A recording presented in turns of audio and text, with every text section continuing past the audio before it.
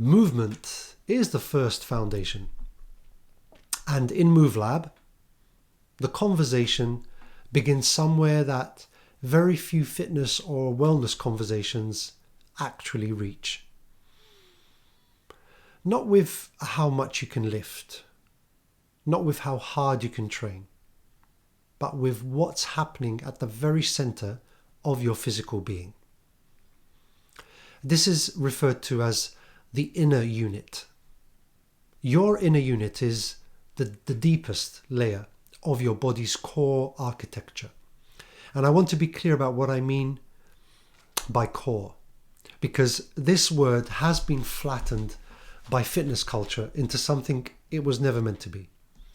I'm not talking about the six-pack, not the superficial abdominals people train for aesthetics. I'm talking about the transverse abdominis, the TVA, and its relationship with the diaphragm, the pelvic floor, and the deep, stabilizing muscles of the spine. Here is something that my studies continue to reveal, and that very few people have ever been shown. Before you take a single step, milliseconds before your leg even begins to move, this deeper unit fires first. It stabilizes, it organizes the entire structure in preparation. The prime movers, the larger muscles that propel you through space, they follow. They are held and supported by something that most people have never consciously felt working. The body, it seems, was designed with a deeper intelligence than most fitness culture ever reaches. When this inner system is functioning well, everything above it is supported. When it's being disrupted, however, and in most lead artists who spend significant time seated, hunched over instruments, in front of screens, or under sustained creative and emotional stress, the core has been, the outer muscles begin to compensate. Superficial layers take on a job they were never built for. And this is where the problems begin. Chronic spinal compression, tension patterns that don't resolve with stretching because they're compensatory. Your body's attempt to hold itself together with the wrong tools. Posture that gradually deteriorates in ways that eventually affect your breath, your energy, and your ability to simply be present in your own body. Breathing is at the heart of everything in MoveLab. What I observe consistently, and what the research increasingly supports, is that a great many people have gradually lost access to a full functional breath. The diaphragm becomes restricted. Breathing migrates up into the chest. And that pattern alone is worth contemplating. A shallow breath held habitually keeps the nervous system in a state of low-grade alertness, a direct physiological driver of chronic stress, and by extension a quiet but persistent drain on creative output.